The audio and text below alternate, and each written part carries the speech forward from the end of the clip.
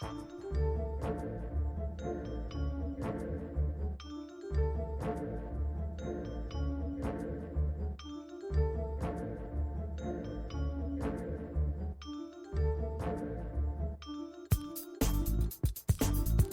everyone, I'm Wendy Muse, creator of the LeftPOC Project, which brings you the history of leftists of color, one swipe at a time.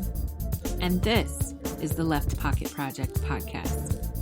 Today's episode is part 2 of our special series Reading Revolution, where we read and discuss work written by or that inspired leftists of color about Mao's The Little Red Book. Just to remind everyone, you can find a full copy of the book for free on our Patreon page by visiting patreon.com/LeftPOC, and that's LEFTPOC.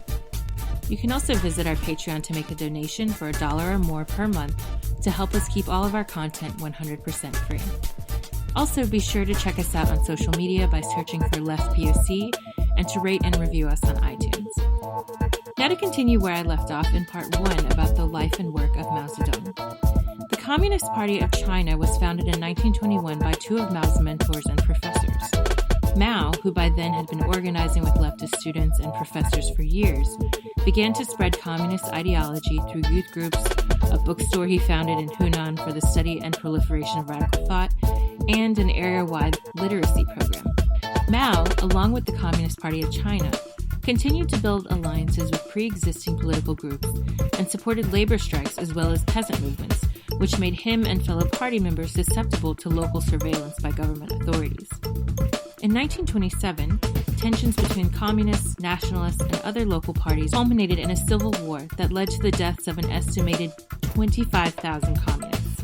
During the war, the party split into several smaller factions that spread across different parts of the country, but the war continued for many more years. To make matters worse, in the 1930s, Japan invaded China. Amid this long-term struggle, Mao, who had served as a party and military leader during the war, sought to strengthen ties with the Soviet Union, despite having always maintained a sort of communism that was independent from the Soviet model. Finally, in the early 1940s, the now well-established Communist Red Army was able to beat back tens of thousands of Japanese troops. The eventual coherency of the army to accomplish this provided some of the context for Mao's writings on armed struggle and anti-imperialism, which he continued throughout the wars. I'll keep going with more on Mao's life during part 3 of our discussion, but for now, on to part 2 of our conversation about the Little Red Book. Okay, so now on to part 2 of Mao's Little Red Book, aka Quotations from Chairman Mao Tse-Tung.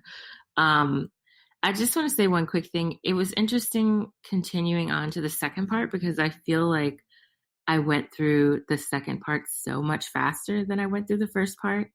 And maybe it's because some of the things about it were familiar and get into the rhythm of reading quotations as opposed to in the beginning where I was kind of like, I'm reading quotations. This is weird, right?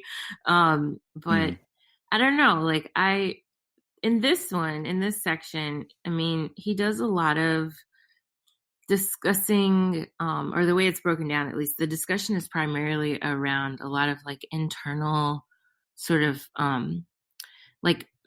internal mental battles that people have when they're trying to go about implementing an equitable system and communism in particular. But I don't know, this is the impression that I got, but it felt like the first half was a lot about influencing others, changing the society, trying to uproot these problems and instilling certain values in people who should lead, etc. And in this part, it felt more like the war that's going on inside you, which I found kind of interesting to kind of turn it into this question of interiority and thought for the second half.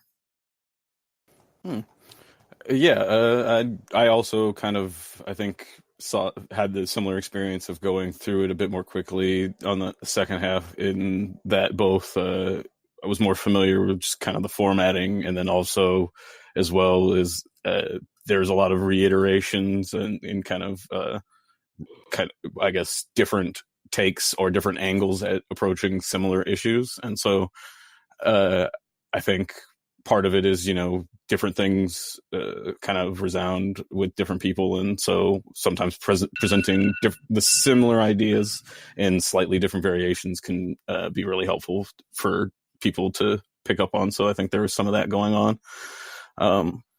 I guess I didn't quite pick up on what you noticed about the interior thing, but I did notice, for me, what I picked up on was some of the, I guess it was answering some of the questions that I have as far as like what's next, because I guess there's also there's some timing going on, as you mentioned in the first part of this, that the writing ranges. I think some of the writings, I think, in this particular section that we were reading is speaking to the transformative phase of, essentially, there was the recognition of the problem or the issue that was going on that they had to confront, and then kind of a programmatic nature of like, here's what we need to do about it, and this is the strategy that we're going to kind of implement. And then there's also some quotations that come sort of after the violent part and in the administrative part. And so I think for me, the quotes that stuck out in this section were more the ones that were kind of prescriptive in general. But upon reflection on your take, I do see some of what you're talking about with the internal conflict. And I think that reflects both of like internal within the nation state of China, and then also internally on the individual level. And I think Mao in this text does a lot of the relation between those two, and the more that we see them as one and the same, that's kind of an underlying theme of a lot of the writing is what I've picked up on. It's also interesting too, like kind of reflecting on Mao's upbringing, because when I was reading about him to prepare to write the introductions for these sections, I mean, the man did a lot. He did a lot. Right. He went through a lot. And I mean, on the one hand, it always feels that way. Whenever I read about people who were, revolutionaries or whatever, and many of the people that we've featured or their work that we've featured in this on our podcast, I mean, it's kind of amazing. Like I look at their lives and I'm like, wow, my Wikipedia entry would be real short. It would be like, she grew up in this place. She went to college here. She went to university here. She studied this, and then she did this. That's it. The end, and then she died. Like it's fascinating to me how much these people managed to pack in such a short period of their lives. And I think part of it is the simple fact that like they're living in a time before a lot of the technology that we have. In many cases, people are growing up poor and struggling and have these adversities that they're dealing with. That, not to say that we don't have nowadays, of course, not at all.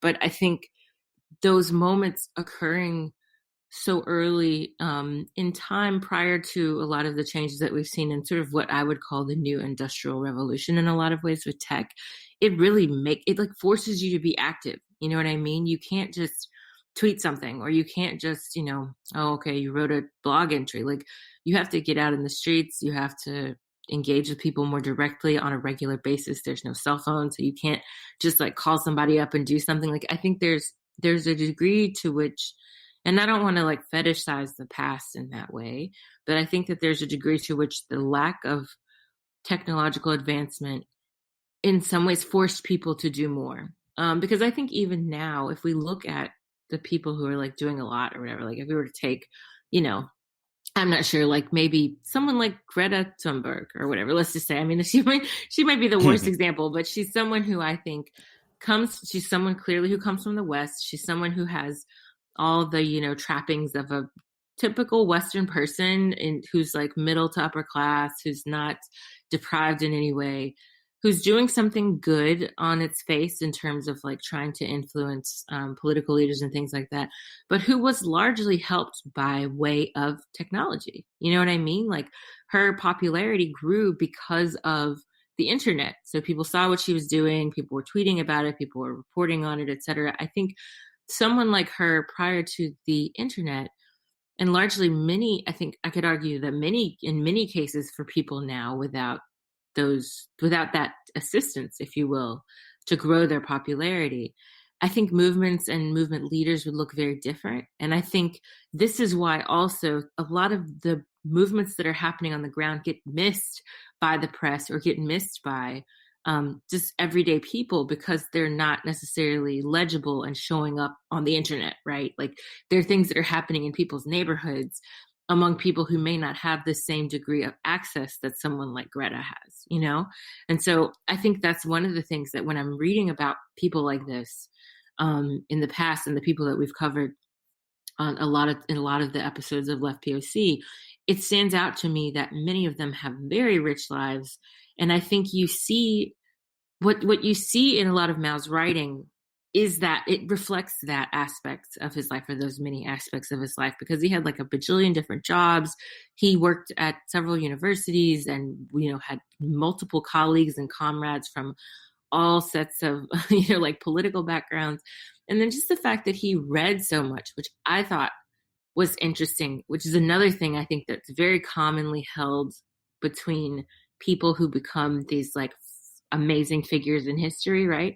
If you look at their backgrounds, in so many cases, they're people who read a lot, or who, even if they couldn't read, like had so many different influences in their life. And I think that I don't know, it's inspiring in a lot of ways, because it just reminds me of the importance of really understanding what other people are thinking and talking about politically. Because sometimes we can get kind of stuck in one place, or we're reading the same type of materials, or we're reading from the same person. And I think it's really cool to kind of see how diverse his background was in terms of education, and then that coming through very clearly in a lot of his writings. I think those are all excellent points, and I agree with you that the bit of that I did about looking into Mao's background, and then I see that reflected as well in the text, in a constant reiteration of the importance of essentially being of the people, and that leaders should be of the people, and that it's important to maintain a close connection with the contradictions that matter to the people in large, and that while there's also a recognition that there's some weaknesses of the masses, so long as they're not employing a Marxist-Leninist kind of line or dialectical analysis, but essentially that when we do engage in that the masses in general, and then even when beforehand, are able to bring forth the issues that need to be focused on by the party, in this case, at large, by, in the sense that they the party is led by the people, and the people's what the people need is reflective of Marxist-Leninist line, which is a more like, what I saw was a lot of Freirean, what I refer to, I guess, as Freirean kind of thinking, which is that it's about a realization of it's about making the realization that we can change our material conditions, and that it's about engaging in that process. And I saw that repeated several times in several ways throughout the second half, and that really kind of stuck out to me. And you mentioned Greta Thunberg, and kind of how the internet plays a role in the mass communication, and in how it's kind of changed organizing. One of the things that leapt to my mind was Angela Davis, which was able to kind of spark international support, and became kind of a figurehead, not just within the United States, but also internationally, as reflective of unification and struggle against oppressors. And I think of kind of how today with Greta Thunberg versus, as I'm sure some people are familiar with, there's Helena Gualinga. I apologize if I'm not pronouncing that correctly, but she is an Amazonian that's essentially doing putting out the same message that Greta Thunberg is, but for a variety of reasons doesn't get the kind of attention that we see Greta Thunberg get as well. And I think that there's a lesson to be learned in that as well, but I'll pass it off there. Yeah, there's definitely a matter of, again, like I was saying, access, right? Like who has access and why. That's racial, that's based on economic background, that's based on what country you're from, right? I mean, we could even argue that there are like how many Black children in Flint, including Mari, I can't remember her last name right now, but kids who were very active in questions of environmental justice who just get ignored because they're not the quote unquote right face for an issue. But I think that again, this once more goes into like what like people are thinking about what will go viral. And I think that having a sort of movement message that's dominated by that, unfortunately, also comes at a cost. And that cost is often, I think, that what's at stake, like the people who are suffering the most are often the ones who get ignored in this process and then have to rely on quote unquote spokespeople, even if their intentions are good, to kind of help elevate the issues plural that they're facing. And that can again be to the detriment of a movement because you're not hearing directly from the people, which is something that Mao talks about constantly, like the need to be closely in touch with the people, hearing from the people. And again, this is not a knock on Greta, because Greta's doing what Greta wants to do, but it's more a knock on the way these sorts of movements and discussions change by virtue of what's considered palatable and to which audiences, right? And what's considered palatable is heavily shaped by these questions that we raised a little bit ago about like, who has access, who has privilege, et cetera, and why. But going back to what you had mentioned just on, like, again, being in touch with the people, being close to the people and being responsible to the people. This question of accountability comes up a lot throughout this section. And looking on page, let me just get the exact page number here, 173, there's a quotation in the middle of the page where he says, quote, "Our duty is to hold ourselves responsible to the people. Every word, every act, and every policy must conform to the people's interests. And if mistakes occur, they must be corrected. That is what is being responsible to the people means." And I think that in this moment, it reminds me so much of a lot of the questions around electability and like who should be president and why, or like which representatives we can trust and why. This question of accountability comes up all the time. And unfortunately, there's only so much that I think people can do to hold an elected official accountable or a leader accountable. Most of it in the US case has to do with just electing that person, right? So you can withhold your vote or you can protest or whatever, but they're not necessarily obligated to do anything. And I think that what's great about these comments throughout this section and the quotation that I just read is that part of this process, being a good leader, and also I think being a movement as a whole, because you can kind of extrapolate out and apply this not only to individual leaders, but to larger movements. Part of that process, an essential part of that process, means never forgetting what your purpose is and never forgetting why you decided to go into this in the first place. It should have always been for the people. And that's who you owe, who you owe the work and responsibility. And I think that sometimes that part gets lost, or not sometimes, often with movements, because then the movements or the leaders themselves are more focused on their own personal enrichment and not necessarily the needs of the people that they are meant to represent. I also think that this throughout, again, this is why I was talking a bit about like introspection and things like that, a lot of it being internal, is because he has all of these quotations throughout this section about like checking in with yourself, right? So not just checking in with the people, but then checking in with yourself and making sure that those two things align. Like if there's not an alignment between what the people are fighting for, what they want, and what they've demanded from you, and what you're doing, if you're making errors in that process, you either need to step down or you need to like preferably fix what you're doing, get back in touch with the people who put you in power, and understand their needs in a closer way. And I think that is, like something I really appreciate. And once again, I think what's fascinating about this is I think sometimes this kind of language, once again, kind of goes under the radar when it comes to reading leftist text, because there's often, as I mentioned in the last episode, there's often the stereotype about socialist or communist movements being very top down and very centralized, but in a way that doesn't reflect necessarily the needs of the people. And again, this stereotype is, the kind of Western capitalist driven stereotype. But there's always this idea of these movements being draconian.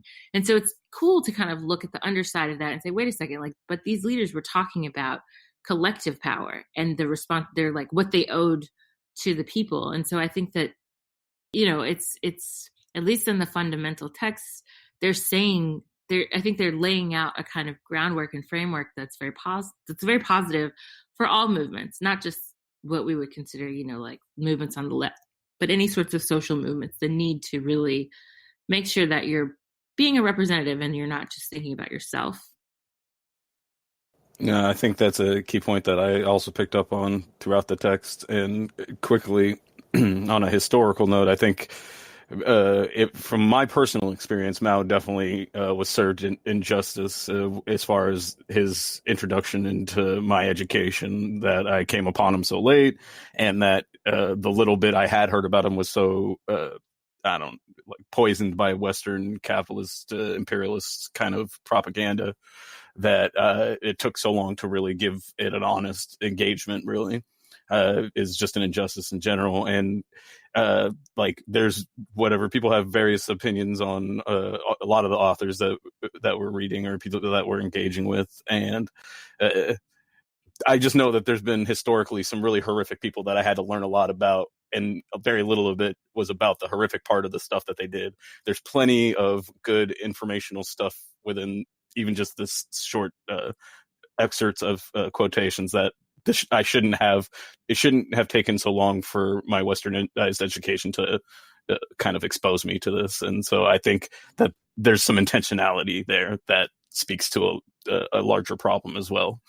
But oh yeah, go ahead. Definitely. No, I was just gonna interject and say, we talked about this briefly last night, but I mentioned that I found a stat that said in a poll that was taken of American high school students or something, or college students, I believe only somewhere around like 45% or so had never heard of Mao, had never read any of his stuff. I had heard of him, but mainly through iconography. I'd seen pictures of him. I knew okay, he was the leader of China at one point in terms of major social revolution, but I didn't know anything about his teachings, or, I didn't know anything about the Little Red Book. So there were certain things that were missing from that knowledge, but I did know at least who he was.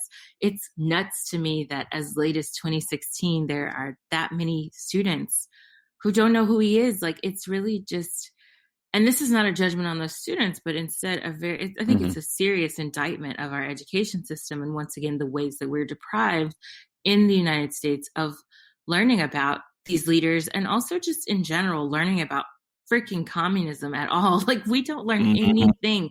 I mean, it's as if it's a dirty word. It's still, I still think that it's overlooked. And, we didn't read, in my case, at least, I didn't read anything about Marx until I was in college, and then mainly grad school, right? That is nuts to me, because I think there are certain texts that you can read of Marx, or at least excerpts, that would make sense to a high school student, and if not Marx, plenty of other writers who maybe were not quite as theoretically dense as some of his work is, we could have read. And even something like the Little Red Book, I don't know, print out a couple pages of that and have students reflect on it and what it means, and ignore, I think, the sort of polemic around communism itself that is often raised in the United States, because it's used as a boogeyman, as a foil to, quote unquote, the positive side of Western capitalism, which I don't think there is one.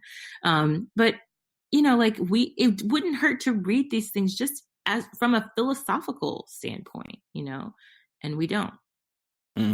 I think it's like you said, quite the indictment of the system in general. And I think the weakness of capitalism and its inability to confront alternative kind of conceptions of what our world could be. And so I think one of the things that Mao also touches on is just kind of the strength of the ideas behind Marxist-Leninist thought versus the weakness of the imperialism and also the capitalism that's derived out of it, and that that it's dying and that it's trying to save itself from going to essentially the dustbin of history, whereas socialism is growing and has a life in front of it. And I think that I think that the failure of capitalists and imperialist educations to be able to confront that alternative narrative is emblematic and also shows that weakness. Another point that you raised that I thought was important, and I had a slightly different quote on page 170 that I think also touched on it, was where he says, "Our point of departure is to serve the people wholeheartedly and never for a moment divorce ourselves from the masses." And goes on later in the quote to say, "And to identify our responsibility to the people with our responsibility to the leading organs of the party." And then also says that not from one's self-interest or from interest of a small group.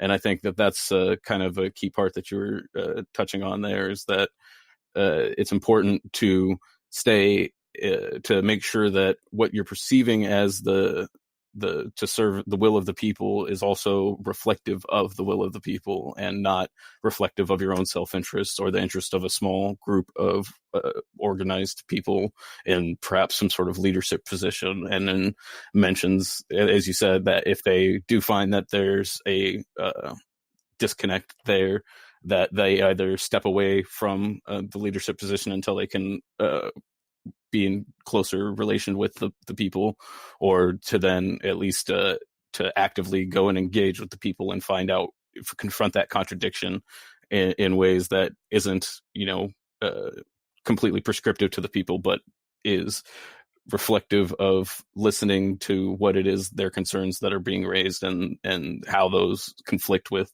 your position, and engaging that in the same kind of Marxist-Leninist or Freirean or what have you kind of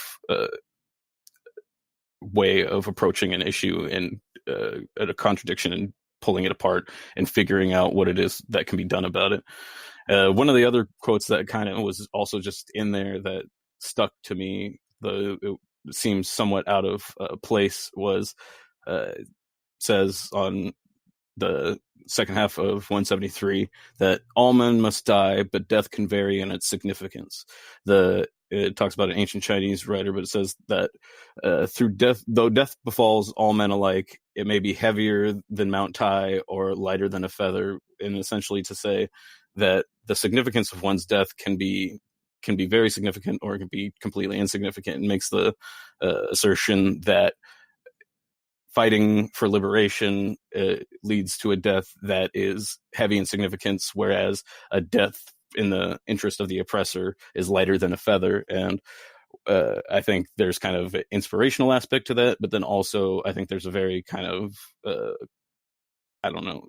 a confrontation with reality in a way that if you do die for the oppressor, if you look at how the deaths of the people that die in the name of the oppressors, there is an insignificance there, and a very superficial kind of a grandiosity in the little ways that we do. If you think of kind of the laudatory celebration of the troops, but then without providing things like basic health care or mental health care when they get back, or in so many on the streets and so on and so forth. So I think that, to me, and also suicide rate is off the charts as well among veterans. So it's there's when one dies in the name of the oppressor, I see that lighter than a feather very much. And so and in dying for liberation, one figure that comes to my mind is Fred Hampton, and somebody who was kind of constantly confronting the reality that he faced death, and did it with conviction and a bravery that is inspiring to me. And so I see how in reality that in his death it has a much greater weight than the people that die in the name of the oppressor. So it's like, it's not only just kind of an idea, but I also see how that manifested itself in reality. So it matches the reality that I see with my senses, which is another theme I think that is covered throughout this piece. Oh yeah, definitely. The sensory aspects they come up a lot. There's a quotation that is on page just a little bit further down. But again, this is something that's raised throughout the second half.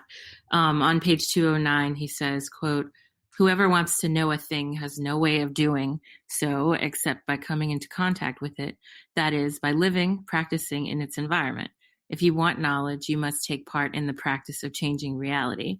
And there's also there are several quotes throughout this section that are about, you have to have experience in order for you to understand things. I think that because on one level, there are some tendencies that a lot of people have, unfortunately, including on the left, where if you just read about it, then you're all of a sudden a good Marxist. Like if you've read this book, then therefore you know what you're talking about and you can, I don't know, go on and lead some sort of movement. But in actuality, and this is again a very Freirean thing, and I know that you often use Marxist-Leninism and Freire in the same sentence, but what's fascinating is that Freire himself was not even that far left, like, on the scale of leftism.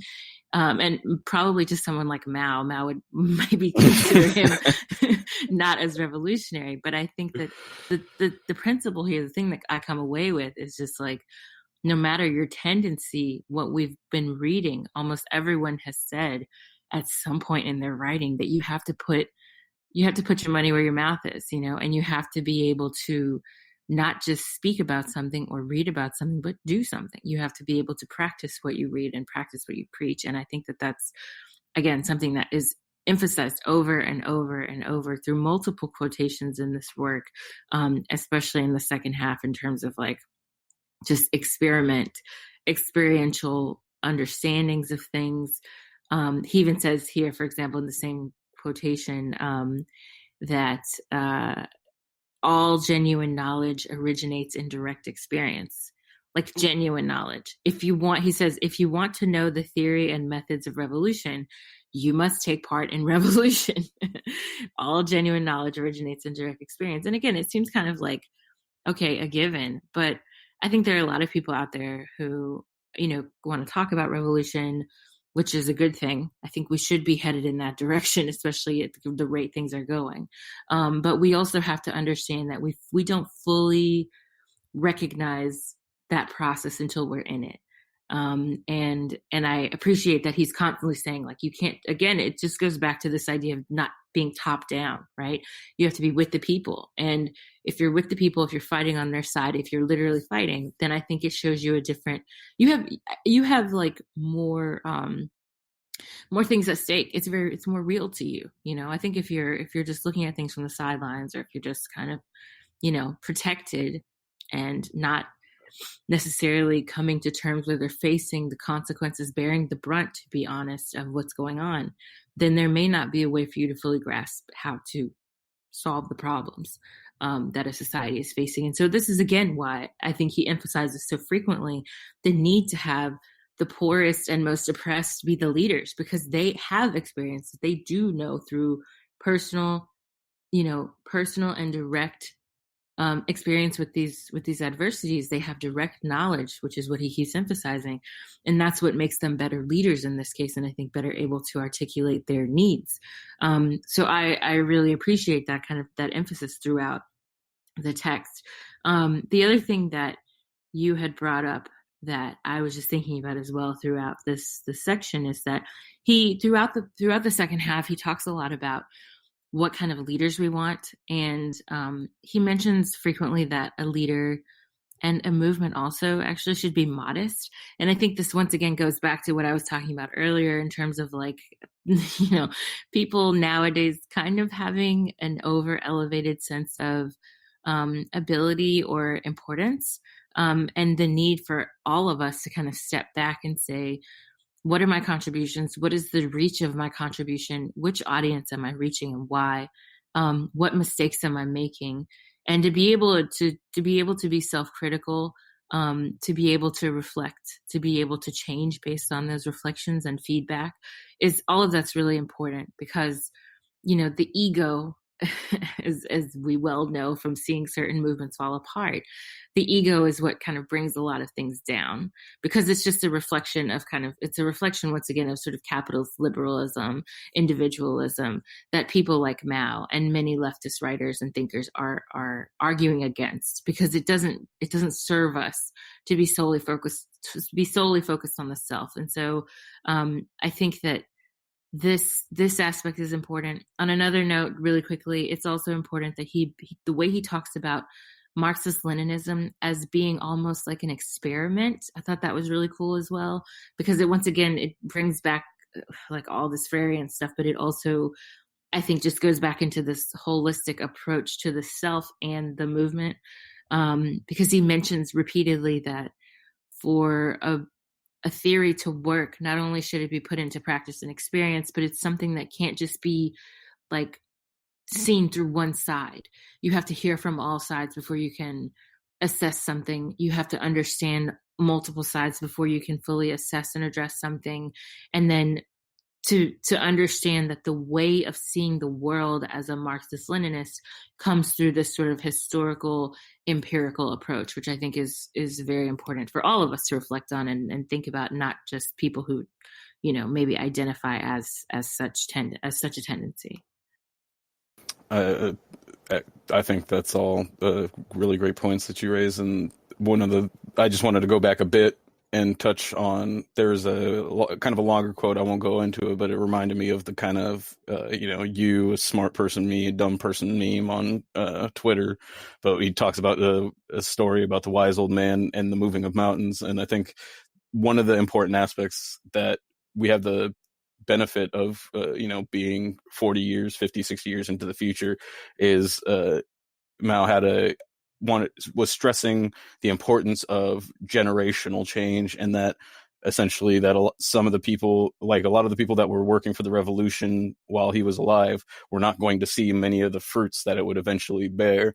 And that's an important aspect. And another kind of iteration of this is, about a society that's successful when, the men plant trees that they'll never know the shade of. And there's kind of various other iterations of the same kind of concept. But I thought that was an important one that I saw on there that I think is important also to think about for any revolutionary movement, is that there are tasks to be accomplished in the immediate future, and then there are tasks that are generational, and that will require decades of time in order to accomplish. And that part of understanding and making those possible is an installation of the value of generational change, not just in the current generation, but in upcoming generations, and not in a blind sense of following a previous generation, but in a Marxist-Leninist thought line of critically analyzing their material conditions and attacking them. So in the case of seeking liberation is a generational struggle, and it's important to recognize kind of how that plays out. And I think we see that in the United States and throughout several places, but I think in China, talking about kind of how poor and new the country was under in some of this text is reflected then in the rapid growth that we saw from China in the years that followed, particularly in the most recent ones. One of the other things that kind of I picked up in there and touched on that was he talks about on 207, quote, "In their social practice, men engage in various kinds of struggle and gain experience both from their successes and from their failures, and that countless phenomena of the objective external world are reflected in a man's brain through his 5 sense organs." And essentially that, the way that we understand things is through our organs, and then we have kind of ideas in our head, and it's matching those two up and finding contradictions. That is how we understand the world. And like he goes on, and then there's more in there about cognition and how consciousness is a part of that. And also, this reminds me of, just in general, I wanted to mention that with Freire and Mao, it's like my my personal interpretation off of just the texts that I've engaged with thus far is just that I lean more Freirean in general, and Mao was a bit more kind of authoritarian than I'm comfortable with, but I also understand that there are material conditions that were reflected at the time and context that means that what Mao said may be absolutely true for Mao and not necessarily exactly apply to the situation that that I'm in or that I'm perceiving that we face, and so like, and that's okay. And so like that's one of the things that even Mao says in the text as well. And so like one of the quotes that kind of captured a bit of that was in 209 is like, if you want to change reality, you got to know the taste of a pear, you got to eat the pear, you know.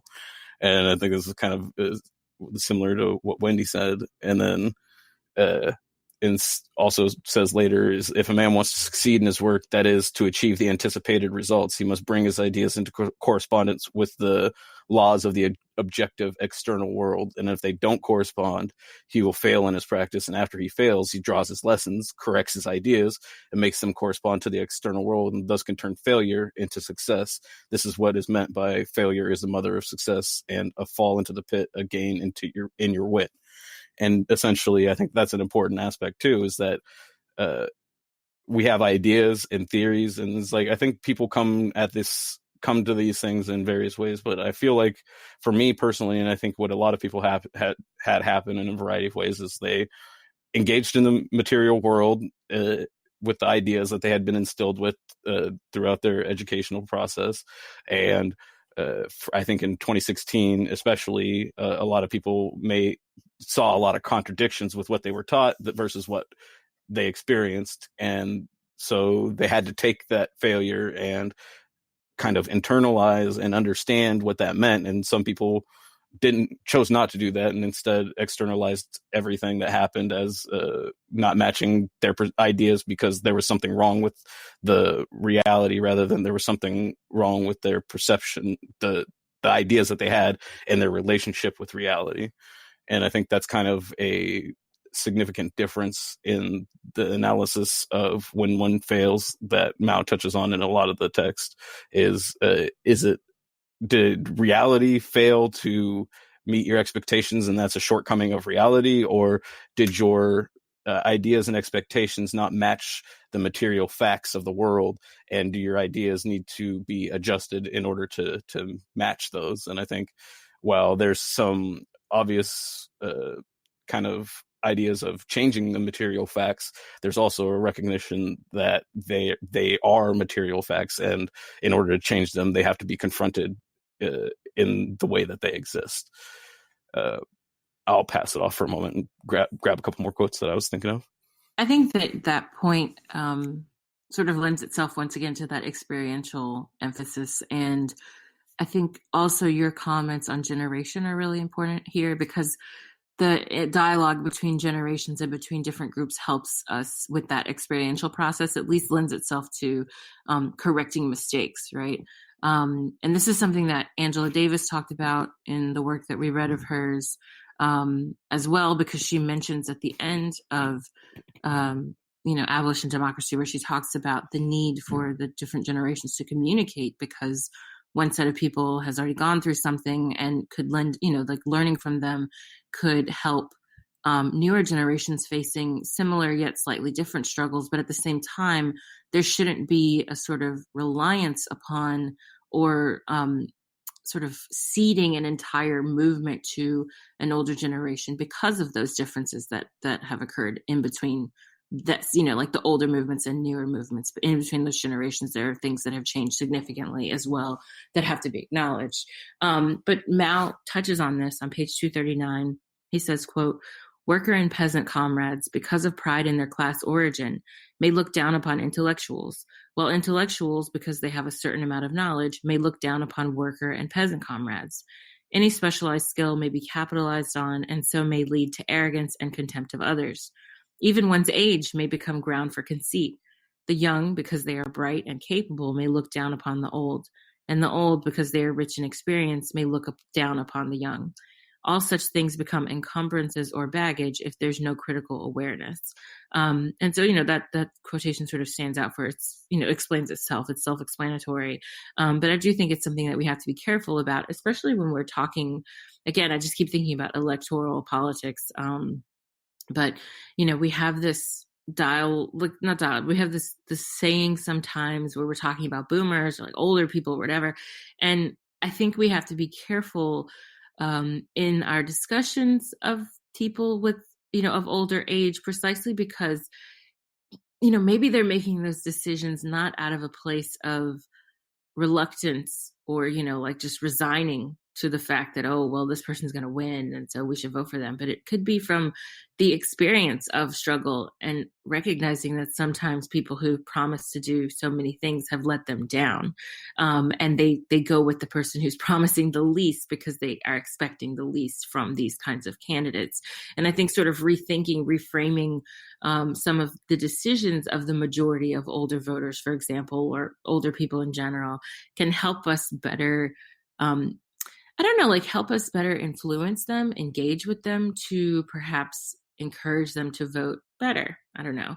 But I think just dismissing people right off the bat and not recognizing where they're coming from, at least in these cases, sometimes can be a deterrent. And throughout the text, there's a lot about, talking to people who are different from you, engaging with people who come from different backgrounds and have different experiences, and trying not to cut yourself off entirely from others. And he says, for example, that communists, this is on page 274, communists must listen attentively to the views of people outside the party and let them have their say. If what they say is right, we ought to welcome it, and we should learn from their strong points. If it is wrong, we should let them finish what they're saying and then patiently explain things to them, which I thought was funny because it sounds kind of dismissive, like, let me tell you where you messed up, but at the same time, I think it does at least offer a kind of example of an approach that we can take when we find ourselves challenged by certain viewpoints. And I'm not saying here like, oh, go be friends with Nazis. That's not the point. And I don't think that's the point that he's making. But I think the point here is that there are people who are on the right track, who are very close to getting it right, who can I think are infinitely close to what needs to be done. And there may just be some political some political element or aspect of their background or whatever that's holding them back from seeing the full picture. And so I think it is a good, it's like a nice bit of advice for things that we can do. And I think especially at this time, to engage with people who are in different generations, especially to kind of rethink and rethink some of their decision making that may harm us, and most likely will harm us. So I think it offers some nice advice on that front. No, I thought I also picked up on that quote, and I noticed especially that it's important. He closes out with that essentially it must be engaged with critical awareness, and so young or older is like it's exactly kind of how, as you described, that we need to be critically aware of what we're engaging with, and identify what is it that we're actually confronting. Is it with for instance various approaches in electoralism, is like what is actually leading that, so that in order to perhaps change to get on the same page, that we have to first make sure we understand why it is we're not on the same page. And so I think that's a very important point. And in that section from about 226 to 239, there were several things in that particular quote on 239. One of the things that picked up to me is that, these are kind of encumbrances and that we can't engage them uncritically. And also, especially, is that having made mistakes, that you can feel like you're saddled with them and can become disappointed and dispirited, and that like you are. I guess he just says that if you have not made mistakes, you feel that you're free from error and succumb to conceit. So essentially, either you've made mistakes and you can let those kind of weigh down on you and prevent you from engaging and trying again, or you've avoided making mistakes, and that leads to a conceit. And so whether you find yourself, failing in these endeavors, or you find yourself succeeding, there's a vulnerability there on either side, and that's important to be aware of. And then going back a bit to 226, Mao says, "It is not enough to set tasks. We must also solve the problem of the methods for carrying them out. If our task is to cross a river, we cannot cross it without a bridge or a boat. Unless the bridge or boat problem is solved, it is idle to speak of crossing the river. Unless the problems of methods is solved, talk about the task is useless."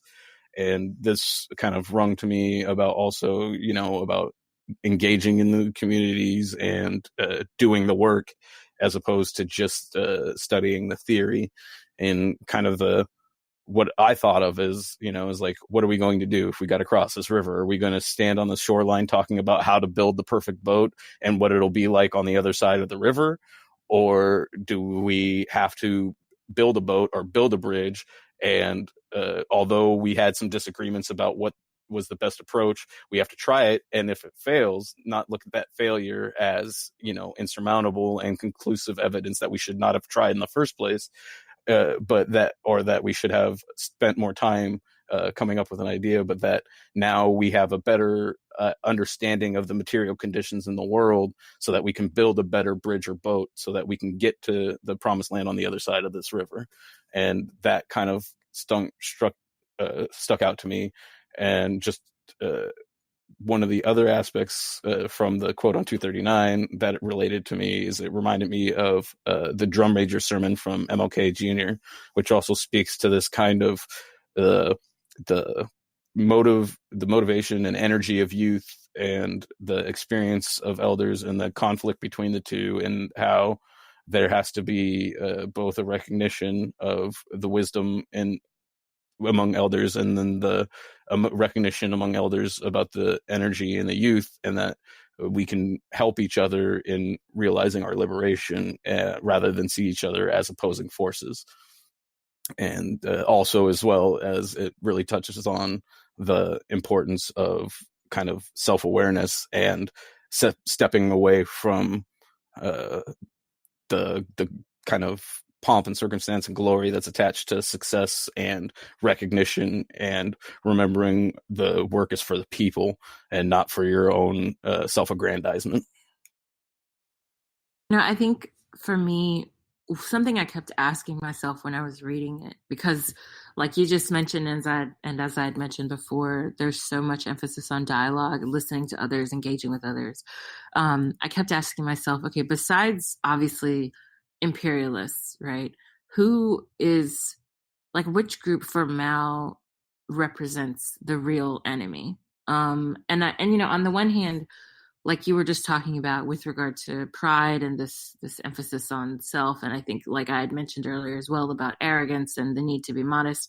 On the one hand, the adversary in this text is the self, and it's a constant struggle throughout the text for him, as you see him kind of saying, okay, these are things about yourself that you have to fight back, right? That you have to fight against. These are learned tendencies that we all express and that we have to get over in order for us to have a successful revolution. At the same time, I think the other enemy, besides the very obvious one that comes out later on, is liberalism. And I found that section to be really powerful because it felt very current once again, like very much related to what we're dealing with now. And I think his criticism of liberalism may ring true for a lot of people who are dealing with it right now and kind of looking at the political atmosphere and saying, this middle of the road stuff is not working. This middle of the road stuff is literally getting people killed. And we have to actually have struggle to sort of overcome some of the problems that we're facing, because if we just kind of keep putting a Band-Aid on things or engaging in what he considers, revisionist tactics, which he's also very critical of towards the end of the reading, I think that those spell disaster for most of us, and especially the most oppressed of us. On page 247, 248, and I think he starts at around 246, to be honest, he has this outline of like the different types of liberalism and the different types of liberal and what it means to engage in this kind of like political impotency.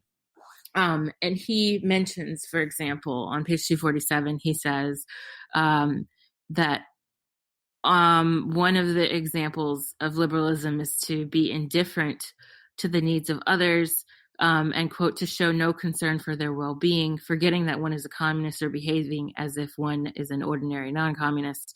Okay, but then he goes on to say, quote, to see someone harming the interests of the masses and yet not feel indignant or dissuade him or stop him or reason with him, but to allow him to continue in his harm, right? That's the eighth type. Then he has a section right after that where he says to work half-heartedly without a without a definite plan or direction, to work perfunctorily and muddle along, quote, so long as one remains a monk, one goes along tolling the bell. This is the ninth type. And I think for me, I definitely felt that. He even says later on, like the next page, that, quote, liberalism is extremely harmful in a revolutionary collective. It is a corrosive which eats away unity, undermines cohesion, causes apathy, and creates dissension. It robs the revolutionary ranks of compact organization and strict discipline, prevents policies from being carried through, and alienates the party organizations from the masses, which the party leads. It's an extremely bad tendency. And I was just like, if that doesn't describe the Democratic Party right now, I don't know what does. Like, I felt like, because, we're thinking about, okay, they're taking corporate funding, they're doing what they're the people who are paying them want them to do, these corporations and things like that, and PACs and whatnot. Anytime someone pops up in the party that's even slightly to the left of what's going on, as the party moves continuously to the right, that person is put down right away, and stops from doing anything productive. They mount all sorts of challenges to that person.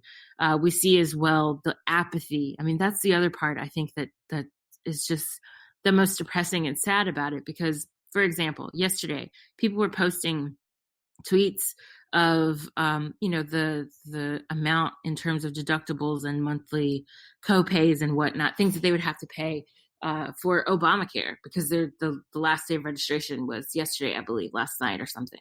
And people were talking about having to pay upwards of, $1,500 a month, and then plus having deductibles that were like $16,000, $18,000, which basically means you're going to be paying out of pocket until you die, pretty much, and this is with government health care. And so the response to that by elected officials in many cases, and also even by citizens, which is the scariest part, has been, well, why don't you just get a better job, get a job and get job insurance, or why don't you, work a little harder? What's wrong with you? Do you want to pay higher taxes? I'm like, the response, I think, to these sorts of concerns and issues is really frightening, and it shows the type of do nothingness that he describes as being one of the most dangerous elements of our societies. And so I don't know, that part to me was very meaningful and applicable to what we're going through right now. I also think the other part of it that really resonated was just the simple fact that not only will these types of people be indifferent to the suffering of others, but they will actually contribute to the suffering of others with their indifference, right? The dangers of that indifference and the dangers of that inability to connect and have sympathy or empathy with others. It's something that it's very current, and we're trying our best to, to get people to see things beyond themselves. But at the same time, some people are just never going to see anything. Like, as long as they're doing okay, they're not going to recognize where other people are hurting. And I think that this is why it becomes dangerous, because the people that Mao is talking about discussing things with and changing and dialoguing with, they're those who at least have a slight sense of concern, who have a slight interest in change. The people that he's saying are basically the enemy to the collective are the ones who don't see any need to change, and who don't have any sense of shared interest or concern with their fellow man. So I loved this part. And as I said, it's around page 246, 247, and 248 that I thought was just a real standout for me. Yeah, absolutely. I think one of the key points that stuck out to me just in looking back over that particular quote is the talking about combating liberalism is from I guess the date on it is September 7th, 1937. And so this is before MLK and his kind of realization of the white moderate. And I guess what just kind of occurred to me was just like perhaps had he been more uh, had engaged more with Mao, the text Mao, he would have sooner realized the opposition that he later realized in the white moderate and as described here in liberalism. And one of the parts of the quote that kind of stuck out to me uh, that you pulled or in that same section, uh, or where did it go here? I had highlighted it, but then I got distracted and switched to another. But essentially, just the kind of the liberalism attitude and it reminded me of the white moderate in MLK and just the danger. And then another quote that comes to my mind is Desmond Tutu and the elephant and the mouse and the kind of sort of indifference or neutrality in the face of oppression is essentially siding with the oppressor. And he talked about also kind of the eating away at the unity as well, and I think that there's an aspect of that. And then I think one of the things that here it is that stuck out to me is he talks about people who are liberals. This is on page 249. People who are liberals look upon the principles of Marxism as abstract dogma. They approve of Marxism, but are not prepared to practice it or to practice it in full. They're not prepared to replace their liberalism by Marxism. And these people have their Marxism, but they have their liberalism as well. And they talk Marxism, but they practice liberalism. And I feel like this is something, and people that engage with liberals in discourse and discussion in general, I think have probably heard multiple times, well, I agree with you, but, or I agree with you, but the way you're talking about it is making enemies out of allies. And and this is also harkens back to the rhetoric of the white moderate, and it seems Mao also was confronting these issues as well. Essentially, people that agree with you, but I don't agree with your methods, and I don't agree with the way, and so on and so forth, and really are just kind of making an escape hatch built out of liberalism, and so that they can avoid practicing the Marxism by escaping into liberalism and essentially passing it off as sensibility. And I think we see Mao here, and for me, my experience in my studying MLK, it shows that confronting that distortion is important. From one of the other things that kind of was an issue when I first started engaging with revolutionary texts and post 2016 in general was, how do I identify the people that are my comrades in common cause, and how do I identify the people that we're in opposition with? It's like when you mentioned, the imperialists, and that's obvious. And there's some ideas of the self. I was familiar with concepts like internalized racism, so I knew that there were colonialist, imperialist, chauvinist ideas lurking around my brain that I was going to have to deal with throughout this process. But I wanted to know, is like who's convincible, or how do I identify somebody that is worth engaging with, and all those kinds of things. So I think this text in general, we've touched on some of the aspects, but another one that stuck out to me was like he says on page 291, how should we judge whether a youth is a revolutionary? How can we tell? There can be only one criterion, namely whether or not he's willing to integrate himself with the broad masses of workers and peasants and does so in practice. If he's willing to do so and actually does so, he is a revolutionary. Otherwise, he is a non-revolutionary or a counter-revolutionary. If today he integrates himself with the masses of workers and peasants, today he's a revolutionary. If tomorrow he ceases to be a revolutionary and becomes a non-revolutionary or counter-revolutionary. And so that, for one of the aspects that I pulled from that, is that it's a fluid thing, and it uses the time scale of days, but I'm sure it can just as easily be applied to particular issues. And so somebody can have a revolutionary idea and mindset and outlook and plan for a particular set of issues or whatever, but then also have non-revolutionary ideas. And in that instance and in that moment, they're not acting as a revolutionary, but a non-revolutionary or counter-revolutionary. But to use an expression, we don't throw the baby out with the bathwater, in that it doesn't, that we also still can recognize their revolutionary aspects as well. And that, to me, what I saw is that there's that those that, as Wendy points out, that recognize the problem and are seeking solutions are the ones that we should spend our revolutionary energy on, rather than the liberals who are in opposition and merely give a lip service to Marxism with essentially a either an active or unintentional idea of undermining Marxist principles and goals, and instead replacing them with liberalism, because that both maintains their position in the hierarchy, but also eases their social conscience for when they see the suffering that the system perpetuates. I wanted to just add quickly, this is my last quotation actually that I highlighted. There's a section on women in here. And glad we were going to get to that. And the reason I mention it now is just because, we were just talking about liberalism and like who the enemy is and things like that. And I think, unfortunately, in some cases, what we see happening also with liberalism is a sort of tokenization of certain issues.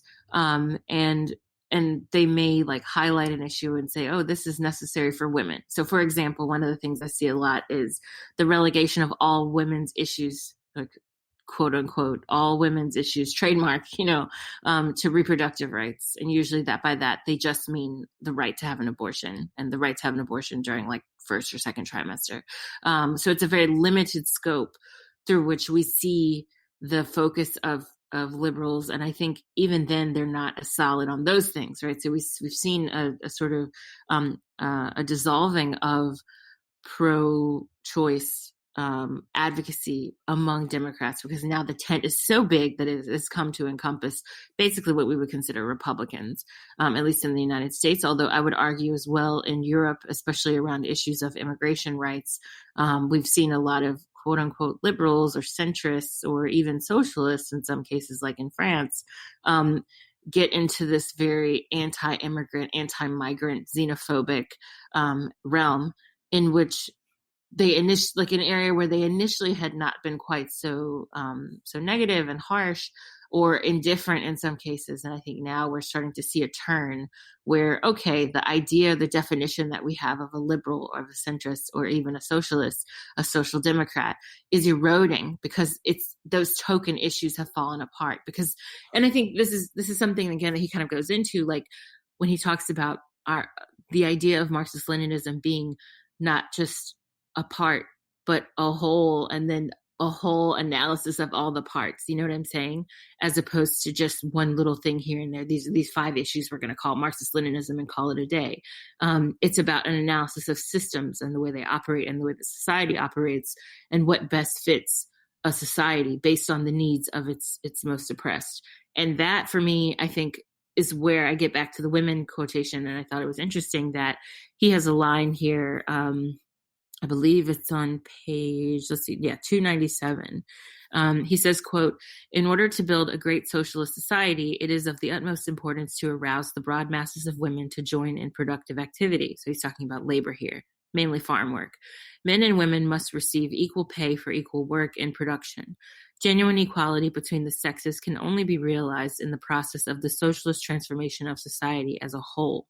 And this is really important because, again, with, I think, liberalism, there has been recently a renewed focus on this idea of equal pay for equal work, and also around paid family leave, paid maternal leave, and an extension of maternal leave. So what we saw Donald Trump do the other day is Donald Trump actually extended the family leave for government workers, I believe, to a full month, if I'm not mistaken, which is like nuts to me that wasn't already guaranteed. Like, it just for fun, look up what the paid family leave or paid maternal leave is in your state. Like when you're done listening to this podcast, just for for shits and giggles, go look it up. It's like shocking. In most states, there's a very, very short maternity leave, and there's often no family leave. So if you adopt a child, if you're a father, if you're not the person carrying the baby, if you're the partner of the person who carries the baby, you don't get any days off to be with your child, and you're, the person who just gave birth. Like, you're just kind of got to go back to work, and this sort of disregards things like having C-section, having birth complications, and again, as I said, adoption, and the needs of children at early stages. And so there's a lot to be said about that. But what's happening with liberalism and people even like Trump is that there's a tokenization of this one issue.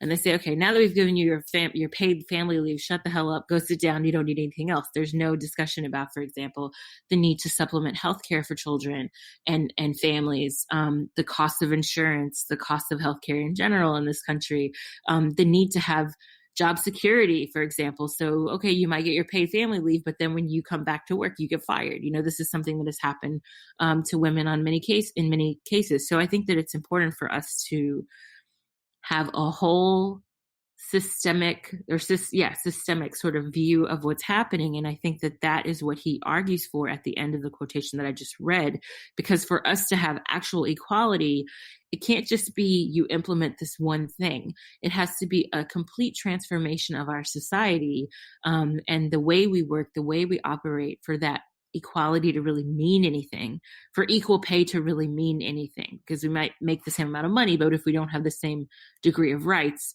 then it's irrelevant. And that goes not just for women, but with everyone.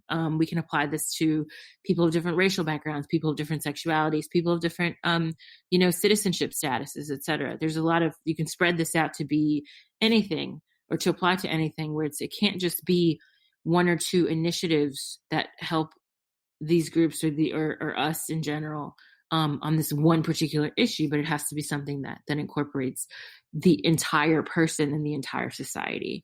So I don't know. I thought that was like for me at least, a nice way to sort of encapsulate so much of what he had already talked about. And I also think it raises questions for us to remember going forward when we're thinking about leftist movements in general. Like, it cannot be, we deal with these issues and then we get to your stuff last, or we get to your stuff when we have time. I've had people say to me, people who have very prominent roles in a campaign right now, I've had someone say to me, well, what we can do is we focus on these universal programs, and then we'll help people of color under the table, because we don't want to alienate the white racists who might vote for this candidate. This is something that was literally said to me by a person who's now on a campaign for president. And I think that kind of mentality neglects and goes against what Mao is saying we have to do. It can't just be, we're going to help you with this one thing or hope that you get helped by this one policy and good luck with the rest. It has to be a holistic view of a society, and a holistic view, I would argue, to extend upon that, a holistic view of policy. And if we want policies to work, they have to be, they have to include an understanding of the needs that people have beyond just the policy. Like, how is the policy going to be implemented? How do we make sure that there's a fail-safe in there for people who are in societies that are rural, or societies that are, cut off from certain health services, or that have extreme degrees of wealth disparity broken down on the basis of race or gender, fill in the blank. But there always should be, I think, these measures in the background that people are thinking about, that they can then incorporate into a policy or even a worldview, then make sure that nobody's left behind in this process. Because I don't think it is socialism or, fill in the blank left political view. It's not that in full, if we're leaving people behind and then saying good luck to them, hopefully we'll get to them at some point, or you need to be quiet right now because we're focusing on ourselves, and then maybe we'll get to you if we have some time. That kind of mentality is not socialist, like point blank. It's not. And we've read multiple socialist leaders' work and learned about their lives where they've not said ever, we're going to do this first and then good luck to the rest of you. It's always about pulling everyone up and helping everyone. And you want to have the grand majority of the society covered, by certain things, and not the goal has never started at we're going to leave people behind. And I think starting at a place like that is self-defeating, and ultimately it's liberalism, and we have to avoid that. I think that there's I think you raised some excellent points, and I think that there's some gray areas both on the kind of liberalism side, and I think earlier in the text and some of our previous texts have kind of touched on this, in that if it's in the interest, if it advances the interest of liberation, then it can be considered revolutionary. But if it acts to deflate the revolutionary spirit, as Mao says in this sections that we were talking about here, then it's not in interest. And it's sometimes hard to identify those. And I think sometimes only in practice do we make recognition of whether it's which one it is. And so I think for me, there's some hesitance, like I know one that I've know you've kind of confronted yourself or kind of investigated is with progressive prosecutors, and what does that mean? Is that in the interest of liberation, or does it serve to reinforce the systems? And I think that there's kind of lots of issues that come up that are in those areas, and the only way to really engage with, or to know, is to both, one, see them in practice, and then two, actually engage with them critically, rather than simply accept victories on their face for victories, or to disregard them as not successful without an actual investigation and engagement with what they're offering.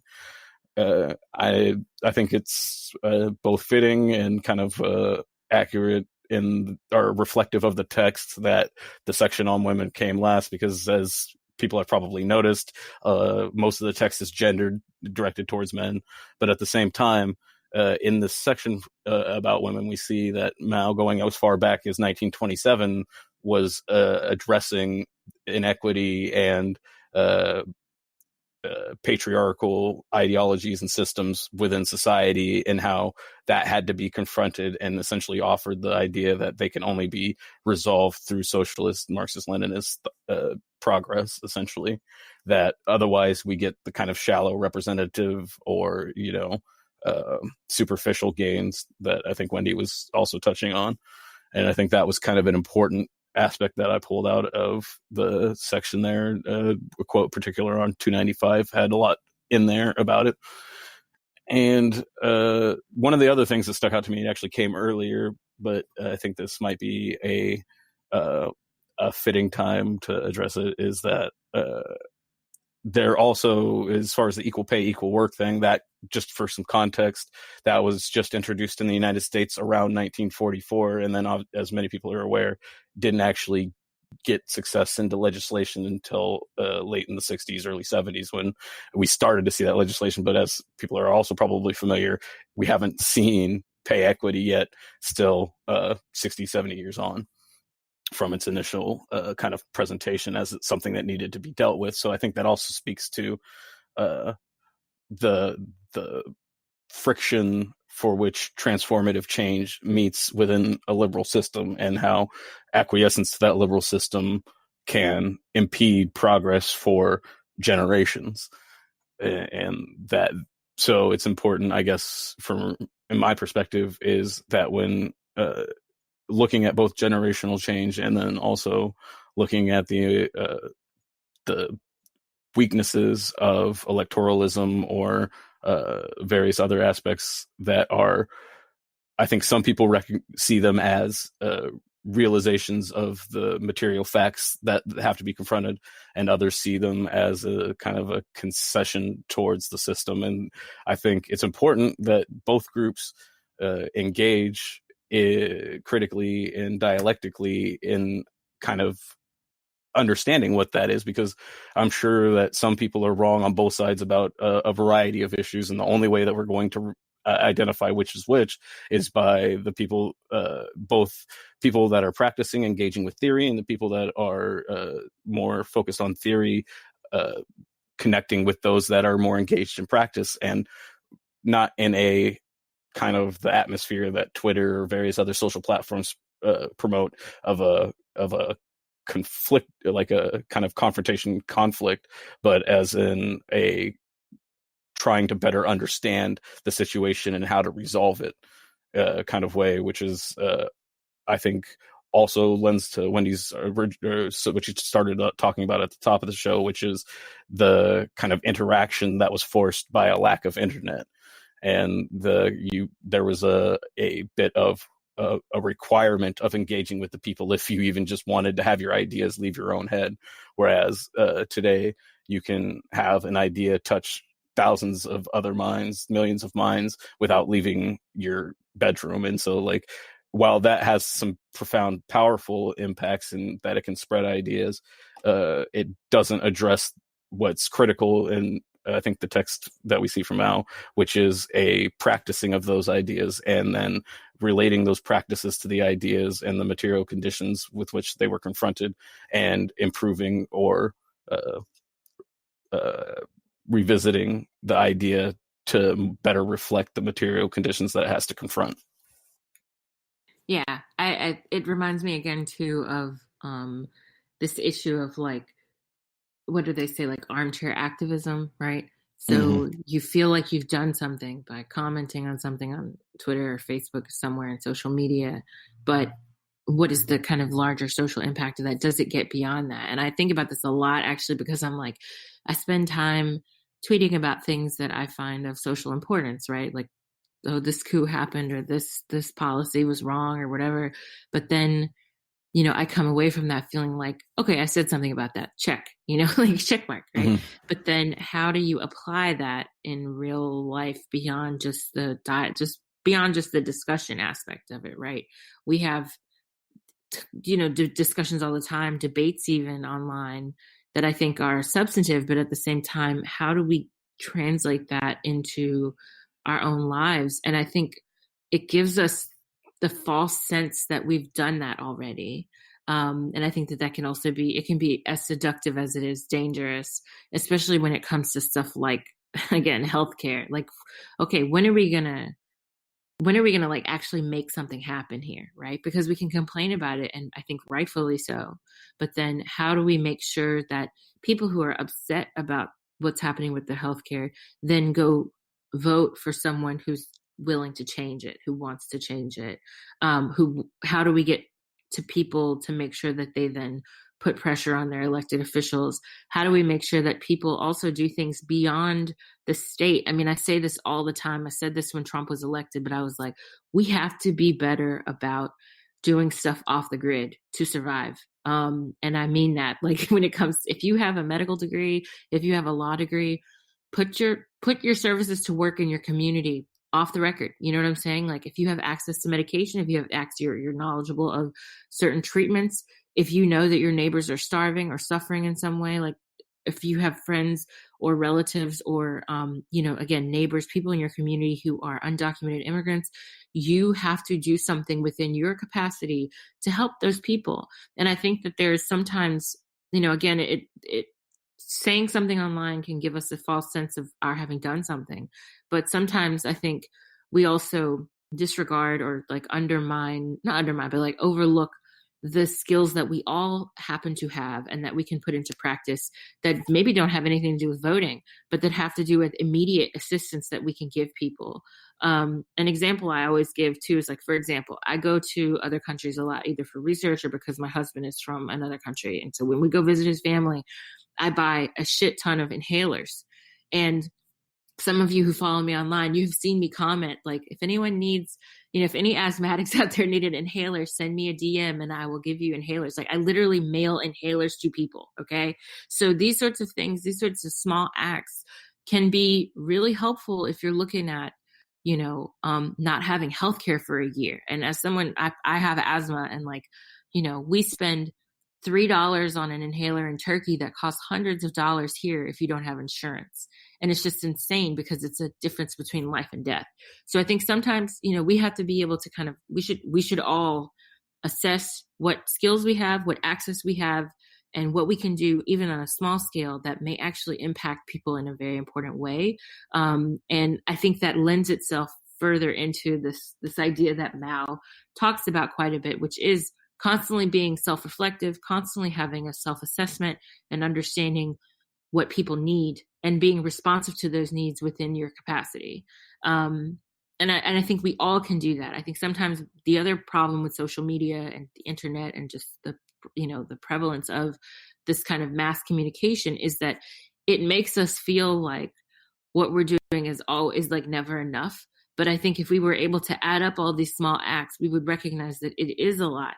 And we just have to make sure that we're not just talking. Like we have to talk, we have to listen, but we also need to act, and to act on the basis of people's needs. So I don't know. That's something that I definitely, agree with Mao on.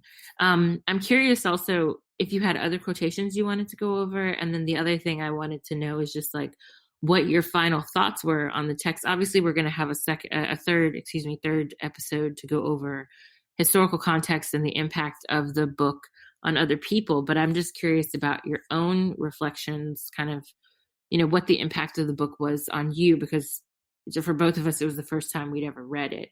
So I'm curious to see not only if you had other comments and quotes, but also what your thoughts were on the whole book. Yeah, the last quote that I had was from page 305 and goes on to 306. It says, quote, "Now there are two different attitudes towards learning from others. One is the dogmatic attitude of transplanting everything, whether or not it is suited to our conditions. This is no good. The other attitude is to use our heads and learn those things which suit our conditions. That is, to absorb whatever experience is useful to us. That is the attitude we should adopt." And for me, that kind of speaks to this text in an overarching theme that I picked up through all our texts, is that the point of Marxist-Leninist thought or Mao or Black Panthers or any of the inspirational or Freire or any of these people is not to dogmatically apply their quotations and theory to the situation that we face, but to engage with it and to find how it's applicable to the world material conditions that we face, because oftentimes we're separated either by decades and sometimes centuries from the people that are putting these ideas. And in that time, there's been progress, there's been setbacks, there's been challenges, and there's been, those challenges have been overcome. And all of that is things that we can benefit from understanding and engaging with. And I think it's important that we keep that in mind. So I think some people start reading some theory and then they're inclined to, it's like, oh, well, that doesn't match this. And it's like, well, that's useful information, but that in and of itself doesn't invalidate a point or an argument. It takes deeper analysis, deeper engagement, and deeper confrontation of the contradictions to investigate whether what we're seeing is reflective of a interpretive issue, or if it's a deeper kind of problematic issue that we're addressing on a deeper level. And that's just an important aspect to keep in mind. One of my reflections from the text in general was that, again, I mentioned this earlier, but just that I'm upset, I guess, that I wasn't exposed to this earlier, that I wasn't presented to me as something worth of engagement prior, was just very upsetting. And it, again, speaks to, I think, a larger pervasive issue of education. I think that there was some valuable information regarding kind of dealing with an active imperialist opposition and what that meant to the practices within this. I think in the context part, we'll talk about kind of how this started as a text for within the military. And I think that you can see little bits of reflection in there. I know there's one part that talks about preferential treatment for the families of the military, which just kind of stuck out as a red flag to me, as like just the concept of preferential treatment. It seemed somewhat in conflict with the preceding quote about how the army is of the people and the people of the army, and that essentially I don't think we need any sort of preferential treatment, but I imagine that's something that was reflective of the material conditions with which the context of the text is in. And that's goes back to how I started this, which is that it's not to rigidly and dogmatically apply these ideas today, but to use them to inform us moving forward. And I think that's one of the most important parts. And taking action is another important part that is in this, and as well as all our other texts. And that's something that I'm looking to do. And I think it's important also to accept the little things. And so one of the ways that I'm doing that, rather than embark on some of the larger projects that have been kicking around my brain for some time now, but I've been sitting on the shore building a perfect boat rather than trying to sail across, to borrow an analogy that I used earlier. But essentially is one thing that I've actually managed to start doing is I do occasionally go outside for reasons that I can't control. And so when I do that, I tend to engage with service workers at a variety of different places, gas station workers or whatever it may be. And one of the things that I found that people kind of ubiquitously relate with is like either a direct boss or just kind of the system at their workplace not being reflective of dealing with the challenges that they face, and just kind of engaging around that to deal with what for me is usually uncomfortable small talk. But I found that applying both the theory and bringing it into practice gives me a sense of accomplishment, but then also it helps me kind of overcome some of the social awkwardness that I deal with dealing with people in person in general. And so that's something that I've gained from both this text and then previous text, and that I've been trying to apply moving forward. And I think that that's something that, to your point also, that we can all kind of do. And that's just one of the ways that I found that I've been able to integrate it into my life without radically changing everything right away, but just making small incremental steps towards the kind of action that I know I need to take in order to be following the theory that I've definitely found myself relating with. I think for me, what stood out about the book as a whole is how accessible it was.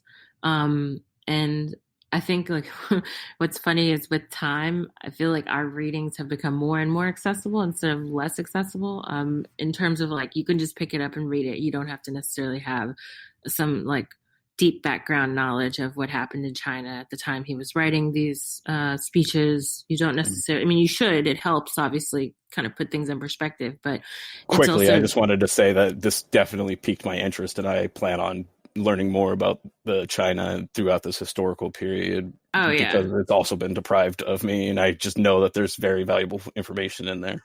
Yeah. Oh, definitely.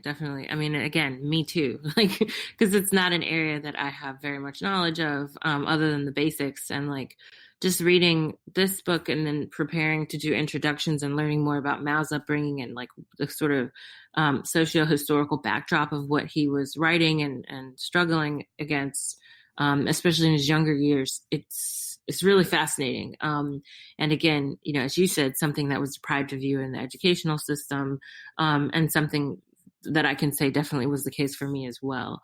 I found that what I liked about it is, and I think this is why it became so popular, why it was translated into so many languages and made so widely available, was the simple fact that you can just pick it up and you can flip to a page, you can read a quotation and feel something about it. Like it's almost like, it reminds me of, I don't know if you remember these books, but like Chicken Soup for the Soul books. Mm-hmm. It's like sort of semi-Christian, like inspirational short stories. And you could just pick it up and flip to any page and read it. And like something about it might apply to your life or a personal experience or whatever. This is of course kind of like the Chicken Soup for the Soul was, like I said, a sort of new age Christian self-help version of this, but it very much felt to me like a Chicken Soup for the Soul, but for like communists. You know what I mean? So you pick it up and you're like, wow, that's a good point. Like, oh, I should do this. So it makes you kind of reflect on things. There's a way to connect with almost every quotation, like even stuff that he was talking about with regard to the military or like stuff that seemed very rooted in Chinese history. There was still something in it that I could be like, yeah, that's a good point. Or like, I can relate to that, and I think that was one of the other things that made the book at the time it was published and then circulated widely so popular. What's interesting too is like, this is discussed at the beginning of the book in the intro, but like the point when the party published this was the ultimate goal was to have everyone read it and to have everyone read it multiple times. So not just oh, you look at it and you put it down, but it's something that you kind of use as a guidebook for your reflections on your life as someone who's striving to be a better communist. And so I thought that that was kind of cool. And it would be, it sort of, it reminds me of those people who like walk around with the Constitution. They have like a miniature copy of the Constitution, but like, again, a more revolutionary version of that, you know, because obviously our Constitution has multiple problems and is not really all that revolutionary, or nor was it written under such actual revolutionary circumstances. But I don't know. I thought that I guess, as you say, I liked that about the book. And it's something that I definitely would be interested in going back and reading at some point, or at least maybe one day flipping to a page and thinking about reflecting on certain things in it. And I really look forward to our discussion of the context, the socio-historical context, because it definitely seems to me that this is what other people who were reading it were doing, and how they saw it and why they were, excuse me, so impacted by it, why it became so important for them to read and discuss with others. It also makes me think a little bit about, again, Freire. Like, how many times have we said this man's name during these two episodes? But it makes me think about the intro to Pedagogy of the Oppressed. It's one of the like several introductions, forwards to the book, where I believe it was the professor who mentions that there were young people in parts of decolonizing Africa that were making copies of Freire's book and reading it and circulating it amongst themselves. And you see the same thing with a lot of the work that Fanon wrote.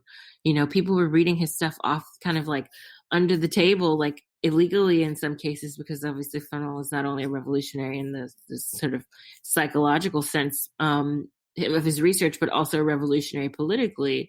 And so I think it's just cool to kind of be able to feel that and relive that in some ways ourselves, you know, in the present. And I always wonder, like, what's going to be sort of like what I hinted at in the first episode of this series, but what's going to be the kind of little red book of our generation, or what's the text that like people are circulating now, if anything? I mean, is there something that's comparable to this among people on the left that's from our time period? Because the thing that we have to remember is that a lot of these things were written and circulated within, 10, 20 years of publication.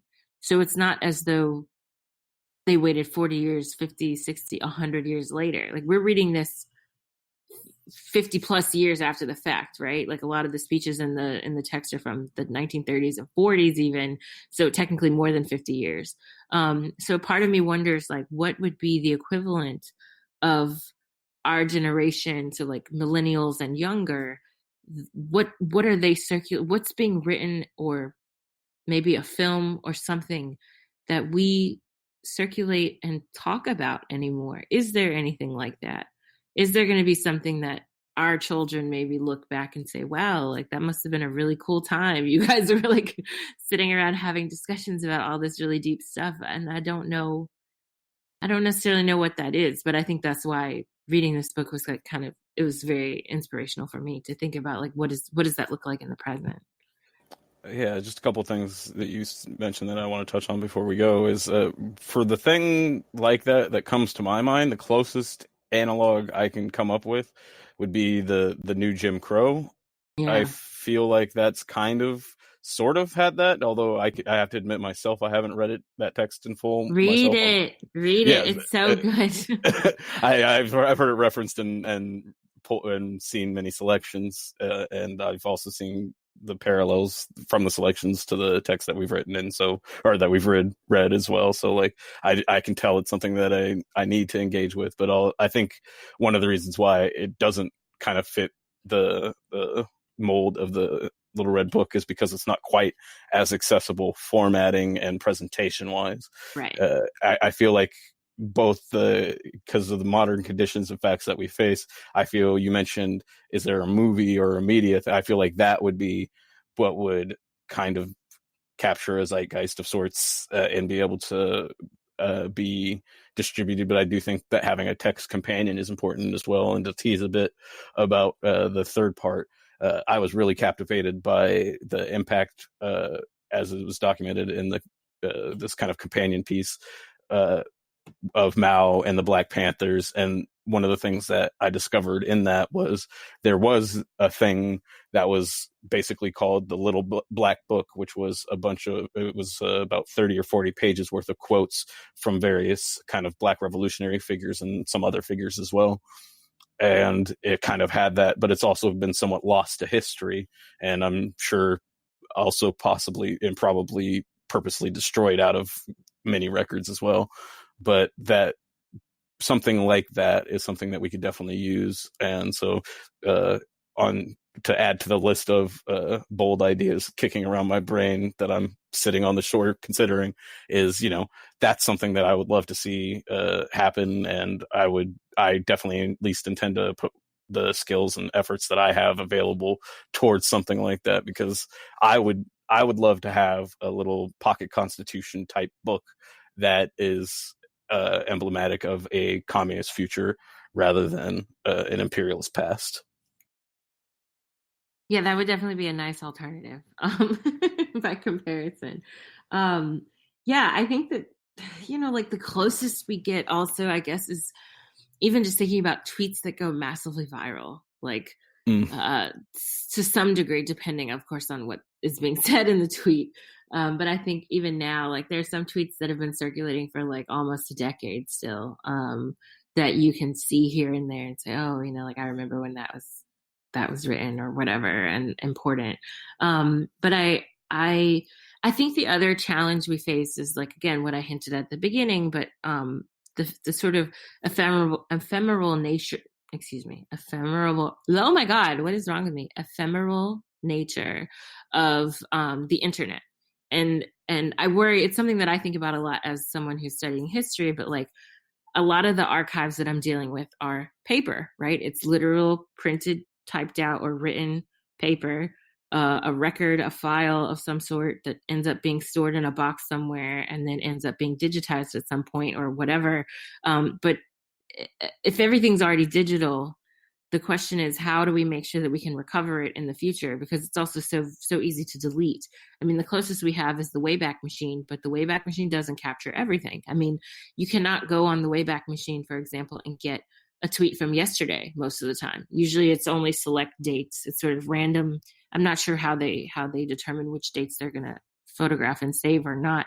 But that's something that's kind of always been a concern in the back of my mind. That's a little bit scary. Like there are certain things that are happening now on the internet that are very important, and that can spark movements.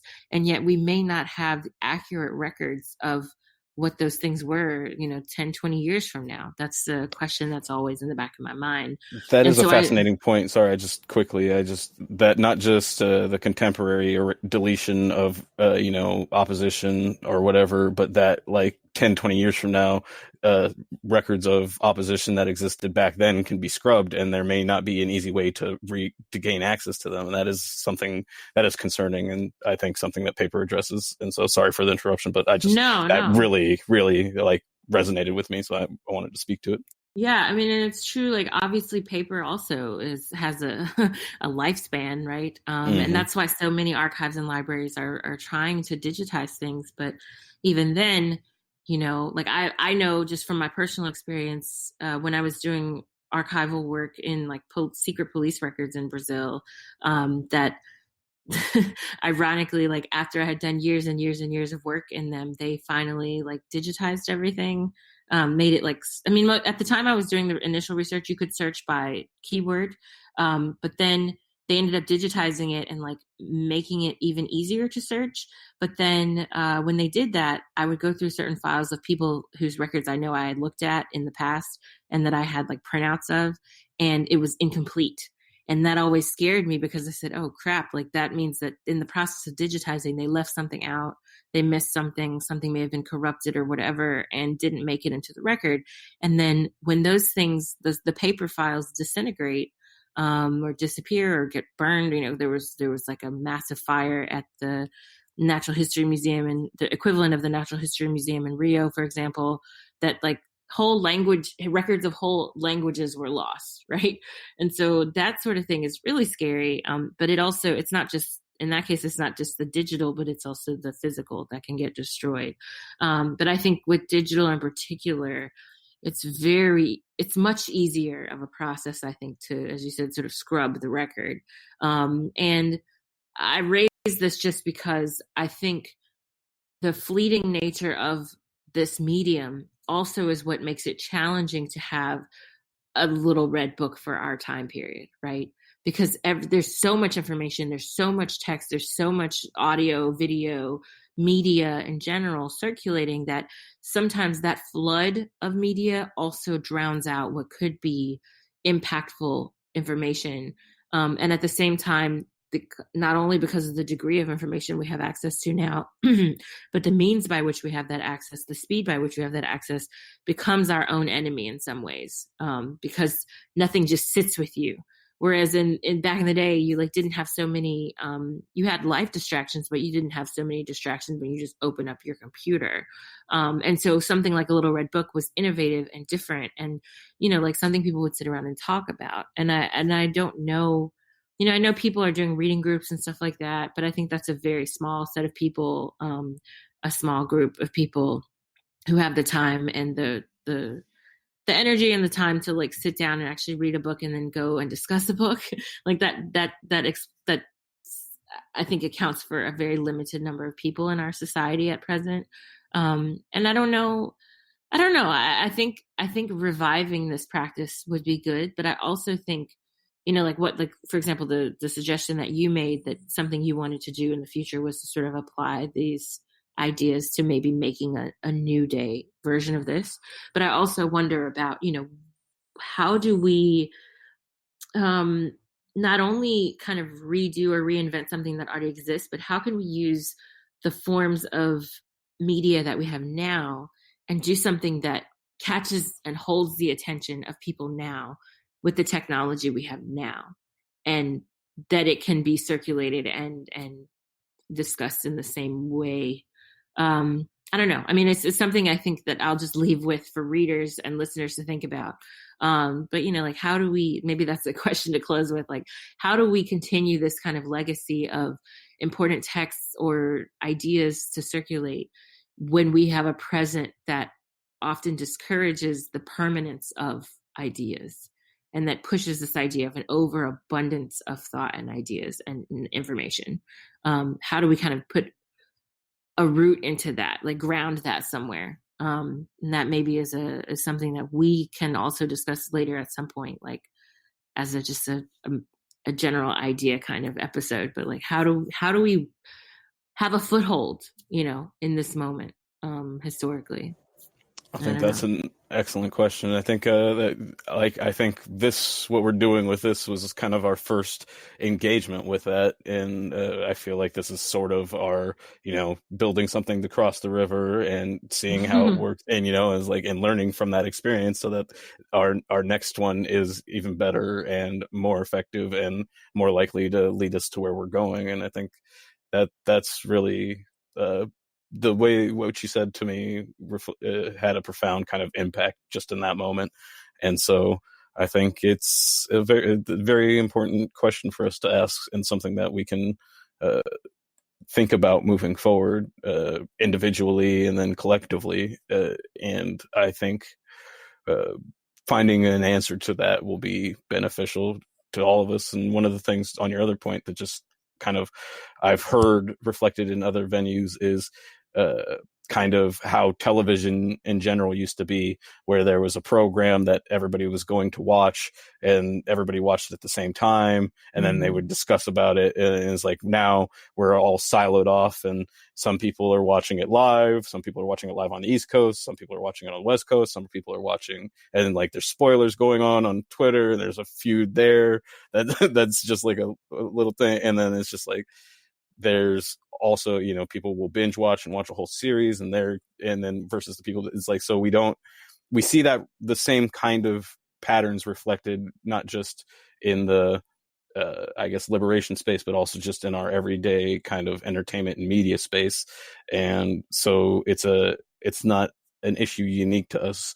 And so I think in the ways that sometimes we can look to other solutions and find wisdom as well, even if they're in the interest of furthering counter-revolutionary ideas. And so finding ways to find media that we can unite around and has a permanence, to your points, I think is an excellent endeavor and investigation worth diving deeper into. Well, as always, Richard, thank you so much. And yeah, I look forward to our third installment of the Little Red Book discussion. So again, thanks. Thank you. And thank you for listening to the Left Pocket Project podcast. Don't forget, of course, to find us on Patreon, where you can get all of our materials for free, and that's patreon.com/LeftPOC, as well as to follow us on iTunes, Spreaker, Soundcloud, or wherever you get your podcasts, to leave us a rating and review on iTunes, and to check us out on social media at, of course, LeftPOC.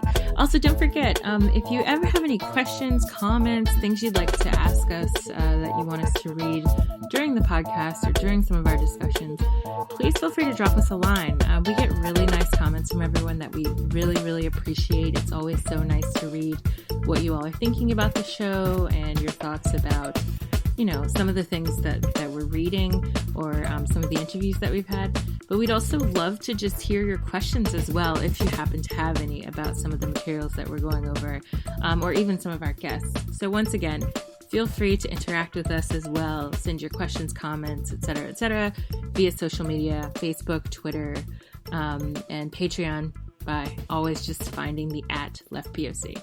Thanks so much, everyone, and have a good one.